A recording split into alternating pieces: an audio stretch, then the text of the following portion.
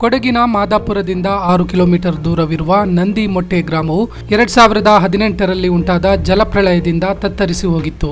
ಈ ಗ್ರಾಮದ ಜನರು ಜಲಪ್ರಳಯದಲ್ಲಿ ತಮ್ಮ ಮನೆ, ಮಠ, ಜಾಗವನ್ನು ಕಳೆದುಕೊಂಡು ಅತಂತ್ರರಾಗಿದ್ದರು.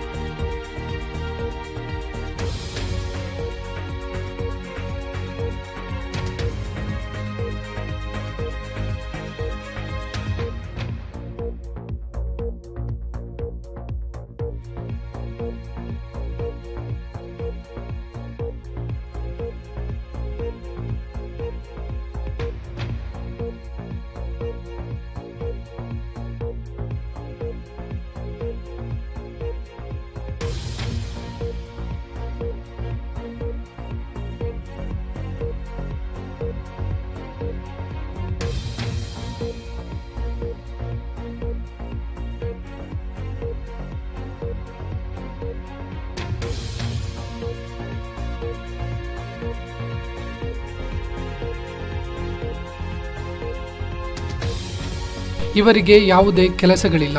ಕಷ್ಟದಲ್ಲಿ ತಮ್ಮ ದೈನಂದಿನ ಬದುಕನ್ನು ಕಳೆಯುತ್ತಿದ್ದಾರೆ. ಮಕ್ಕಳಿಗೂ ಸರಿಯಾದ ಊಟವಿಲ್ಲ.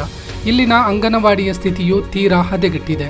ಇಲ್ಲಿನ ಜನರು ಅಧಿಕಾರಿಗಳಿಗೆ ಸಹಾಯಕ್ಕಾಗಿ ಅಪ್ಲಿಕೇಶನ್ ಕೂಡ ಸಲ್ಲಿಸಿದ್ದರು. ಆದರೆ ಇದರಿಂದ ಯಾವುದೇ ಪ್ರಯೋಜನವಾಗಲಿಲ್ಲ. ನಾವು ಸುಮಾರು ಇಲ್ಲಿ ಪಂಚಾಯತಿಗೂ ಮತ್ತು DC ಆಫೀಸಿಗೆ, ಸೋಮವಾರಪೇಟೆ ತಾಲೂಕು ಪಂಚಾಯತಿಗೆ ಎಲ್ಲ ಅಪ್ಲಿಕೇಶನ್ ಕೊಟ್ಟಿದ್ದೀವಿ. ಸುಮಾರು ಸಲ ಕೊಟ್ಟಿದ್ದೀವಿ. 18ರಿಂದ ಸುಮಾರು ಸಲ ಕೊಟ್ಟಿದ್ದೀವಿ. ಈ ವರ್ಷನೇ ಒಂದು 5 ಸಲ ಆಯಿತು ಅಪ್ಲಿಕೇಶನ್ ಕೊಡೋದು. ಆದರೂ ಅವರು ಹೇಳ್ತಾರೆ, ಮೊನ್ನೆ ನಾವು ಹೋದಾಗಲೂ ಹೇಳಿದ್ರು ಏನಂದರೆ, ನೀವು ಕೊಟ್ಟೇ ಇಲ್ಲ, ನೀವು ಬಂದೇ ಇಲ್ಲ ಅಂತ ಹೇಳ್ತಿದ್ದಾರೆ. ಮತ್ತು ನಮಗೆ ಯಾರು ಪಕ್ಕನಮಟ್ಟೆ ಅನ್ನೋ ಜಾಗದಲ್ಲಿ ಅಲ್ಲಿ ಯಾರೂ ಇರೋದಿಲ್ಲ, ಜನಗಳು ಯಾರೂ ಇಲ್ಲ. ಮನೆ ಕಟ್ಟಿದ್ದಾರೆ ಅಲ್ಲಿ. ಅಂದರೆ ನಮ್ಮಂಥವ್ರಿಗೆಲ್ಲ ಯಾರಿಗೋ ಬೇಕಾಗೋದು ಕಟ್ಟಿದ್ದು. ಆಗ ಕೇಳುವಾಗ ಹೇಳಿದ್ರೆ ಅಲ್ಲಿ ನಿಮಗೆ ಕೊಡೋಕ್ಕಾಗೋದಿಲ್ಲ ಅಂತ ಹೀಗೆ ಹೇಳ್ತಿದ್ದಾರೆ. ನೀವು ಅಲ್ಲಿ ಹೋಗಿ ಕೂತ್ಕೊಳ್ಳಿ ಅಂತ. ಆ ಕಡೆ ಇದ್ದವ್ರನ್ನೆಲ್ಲ ಕರ್ಕೊಂಡು ಹೋಗಿ ಮಾದಾಪುರ ಮನೆ ಮಾಡಿ ಅಲ್ಲಿಗೂ ಕೊಟ್ಟಿದ್ದಾರೆ. ನಮಗೆ ಮಾತ್ರ ನೀವು ಅಲ್ಲಿ ಹೋಗಿ ಕೂತ್ಕೊಳ್ಳಿ. ಇದು ಈ ವರ್ಷ ಮಳೆ ಬಂದಾಗ ನೀರು ಎಲ್ಲಿ ತನಕ ಇತ್ತು? ಈ ವರ್ಷ ಮಳೆ ಬಂದಾಗ ಈ ಗೋಡೆ ತನಕ ಬಂದಿದೆ. ಆಚೆ ವರ್ಷ 18ರಲ್ಲಿ ನಮ್ಮ ಗೋಡೆಗೇನೆ ಇದಾಗಿ ಗೋಡೆ ಆ ಫೌಂಡೇಶನ್ ಎಲ್ಲ ಬಿದ್ದಿದ್ದು ಈ ಸಲದ ಮಳೆಗ? ಅಲ್ಲ 18ರಲ್ಲಿ ಬಿದ್ದಿದೆ. ಅಷ್ಟು ಮಳೆ ಇತ್ತಿಲ್ಲ. ಇದು ಸಂಬಂಧಪಟ್ಟ ಅಧಿಕಾರಿಗಳ ಗಮನಕ್ಕೆ ಯಾರಾದರೂ ತಲುಪಿಸೋ ಕೆಲಸ ಮಾಡಿದ್ರಾ? ಪಂಚಾಯತಿಯವರು ಬಂದಿದ್ರು, ಯಾರು ಬರಲಿಲ್ಲ. ಬಂದು ನೋಡಿ ಏನಾದರೂ ಹೇಳಿ ಏನಾದರೂ ಪರಿಹಾರ ಮಾಡ್ತೀನಿ ಅಂತ ಎಲ್ಲ ತೆಗೆದ್ರು, ಹೋದ್ರು. ಏನು ಮಾಡಲಿಲ್ಲ. ಏನು ಮಾಡಲಿಲ್ಲ. ಅವರು ಏನು ಹೇಳೋದು ಅಂದರೆ, ನೀವು ನಮ್ಮ ಪಂಚಾಯತಿಯಲ್ಲಿ ಇರುವಾಗ ನೀವು ಅಲ್ಲಿಗೆ ಹೋಗಬೇಕು, ನಾವು ನಿಮಗೆ ಆ ಕಡೆ ಎಲ್ಲೂ ಕೊಡೋಕ್ಕಾಗೋದಿಲ್ಲ ಅಂತ ಹೇಳ್ತಿದ್ದಾರೆ. ಕೂಡಲೇ ಅಧಿಕಾರಿಗಳು ಎಚ್ಚೆತ್ತು ಕಷ್ಟದಲ್ಲಿರುವ ನಂದಿಮೊಟ್ಟೆ ಗ್ರಾಮದ ಜನರಿಗೆ ಅಗತ್ಯ ಸಹಾಯ ನೀಡಬೇಕೆಂದು ಕೊಡಗು ರಕ್ಷಣಾ ವೇದಿಕೆಯ ಮಾದಾಪುರ ವಿಭಾಗ ಮನವಿ ಮಾಡಿದೆ.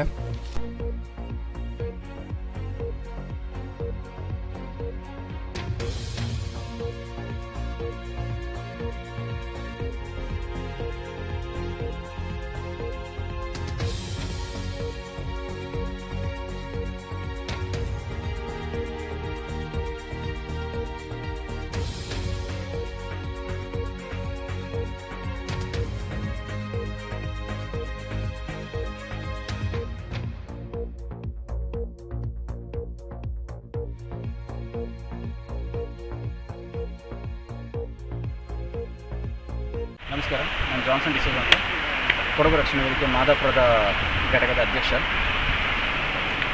ಸರ್, 2018ರಿಂದ ಇಲ್ಲಿ ಒಂದು ಜಲಪ್ರಳಯ ಆಗಿ ಮನೆಯ ಫೌಂಡೇಶನ್ಗಳೆಲ್ಲ ಬೀಳೋ ಪರಿಸ್ಥಿತಿ. ಆದರೂ ಇಲ್ಲೊಂದು 10 ಮನೆಗಳಿದೆ. ಅವ್ರು ಏನು ಮಾಡ್ತಿದ್ದಾರೆ ಅಂದರೆ, ಪ್ರತಿ ಬಾರಿ ಸಂಬಂಧಪಟ್ಟ ಅಧಿಕಾರಿಗಳಿಗೆ ಅಪ್ಲಿಕೇಶನ್ ಕೊಡ್ತಾನೇ ಇದ್ದಾರೆ. ಬಟ್ ಇದುವರೆಗೂ ಯಾವ ಒಂದು ಪ್ರಯೋಜನವೂ ಆಗಿಲ್ಲ. ಸಣ್ಣ ಮಕ್ಕಳು ಬೇರೆ ಇದ್ದಾರೆ ಮನೆಯಲ್ಲಿ. ಏನಾದರೂ ಅವರೆಲ್ಲರೂ ಆಟ ಆಡೋಕ್ಕಿಂತ ಮನೆಯಿಂದ ಹಿಂದುಗಡೆ ಹೋಗಿ ಕಾಲು ತಪ್ಪಿ ಏನಾದರೂ ಅನಾಹುತ ನಡೆದ್ರೆ ಯಾರೂ ಇಲ್ಲ ಅವ್ರನ್ನ ನೋಡ್ಕೊಳ್ಳೋಕ್ಕೆ. ದಯವಿಟ್ಟು ಅಧಿಕಾರಿಗಳೇ ಒಮ್ಮೆ ಕಣ್ಣು ಬಿಟ್ಟು ಬಂದು ಈ ಕಡೆ ನೋಡಿ. ಇಲ್ಲಿ ಅವರು ಯಾವ ಥರ ಕಷ್ಟ ಅನುಭವಿಸ್ತಿದ್ದಾರೆ ಅನ್ನೋದನ್ನ ಒಂದ್ಸಲಿ ನೋಡಿ.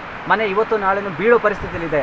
ಅಕಸ್ಮಾತ್ ಮನೆಯಲ್ಲಾದರೂ ಮಳೆ ಜೋರಾಯಿತು ಅಂದರೆ ಮಳೆ ಜೋರಾಗಿ ಇಲ್ಲ ರಾತ್ರಿ ಹೊತ್ತು ಇವರು ಊಟ ಮಾಡಿ ಮಲ್ಕೊಂಡು ಬೆಳಿಗ್ಗೆ ಆಗೋತ್ತಿಗೆ ಮನೆಯೆಲ್ಲರೂ ಕುಸ್ತೋಯ್ತು ಅಂದರೆ ಇವ್ರನ್ನ ನಾವು ಹುಡ್ಕೊಂಡು ಹಾರಂಗಿ ಡ್ಯಾಮಿಗೆ ಹೋಗಬೇಕಾಗುತ್ತೆ. ದಯವಿಟ್ಟು ಒಂದು ಚೂರು ನಿಮ್ಮಲ್ಲಿ ಮನುಷ್ಯತ್ವ ಅನ್ನೋದು ಇರದೇ ಆದರೆ ಬಂದು ಇವರಿಗೆ ಸೂಕ್ತ ಪರಿಹಾರನ ಕಲ್ಪಿಸಿಕೊಡಿ. ಧನ್ಯವಾದಗಳು.